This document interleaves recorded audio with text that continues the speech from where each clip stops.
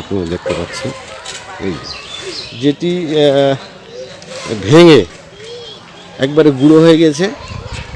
এই যে এই রাস্তা,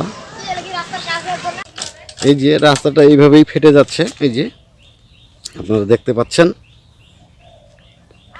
এইভাবেই ফেটে যাচ্ছে রাস্তাটা, ডাম্প ট্রাক চলার কারণে গোটা রাস্তাটাকে এইভাবেই ফেটে যাচ্ছে।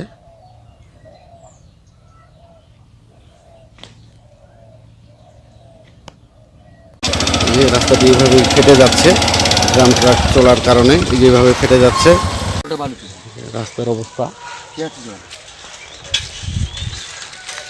আপনারা দেখতে পাচ্ছেন। শুধু এইটুকু না, গোটা রাস্তাটার এই অবস্থা করে রাখছে। গোটা রাস্তায় প্রায় 5 থেকে 7 কিলোমিটার রাস্তা হবে। এই যে রাস্তার বেহাল অবস্থা। এটা যদিও লোকাল রাস্তা, হ্যাঁ, জনগণ চলাচল করে, কিন্তু বর্ষার সময় দুই সাইডে যে অবস্থা, দুই সাইডে এই যে খাল হয়ে গেছে আপনারা দেখতে পাচ্ছেন।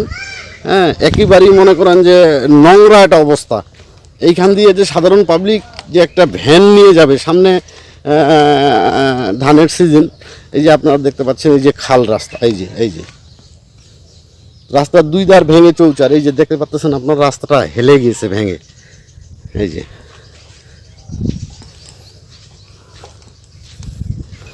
এই যে সামনে একটা ব্রিজ আছে, আমি আপনাদেরকে দেখাই।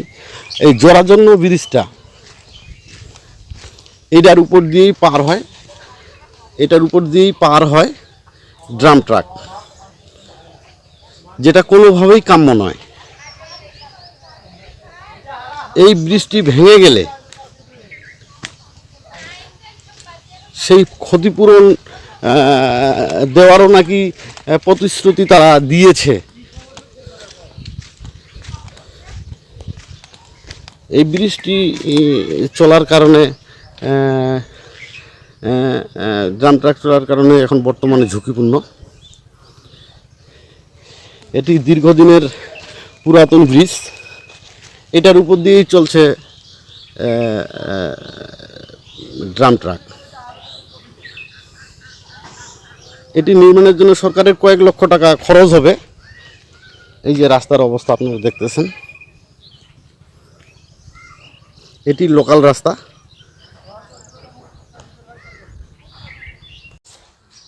চাচা, মানে এই রাস্তায় কখন ড্রাম ট্রাক কখন চলে? রাত্রে? রাত্রে ওরা মনে করেন যে যখন কেউ থাকে না। আচ্ছা, আপনারা কি নিষেধ করছেন কখনো? ড্রাম ট্রাক নিষেধ করছে, মানে না, নিষেধ শুনতেছ না? একদিন নিষেধ করছে, ওই যখন একটা গাছের ডাল ভাঙছে এই সামনে। আচ্ছা, হ্যাঁ ভাঙছে, হ্যাঁ, সাইবার করে থানা কমিটির সেক্রেটারিটা কেটে আসিয়া অথচ আমাকে আর হুম। এই কে বলছে রাস্তা বানাই দিবে? ওরা বলছে মানে ওরা রাস্তা তৈরি করে দিবে বলছে নেতারা, বলছে বাজেট দিয়ে দিবে।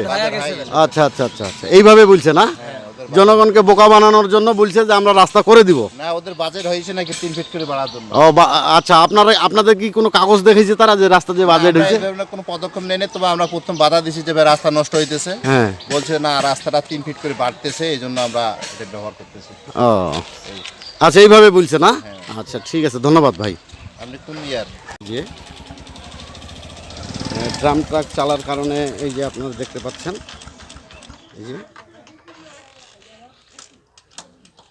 যে এটি বর্ষার সময় কোনো মতেই এদিক দিয়ে মানে চলাচলের সম্ভব না।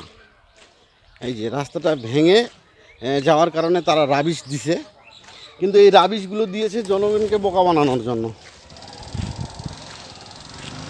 যে আমরা রাস্তায় মাটি দিয়ে গাড়ি নিয়ে যাচ্ছি।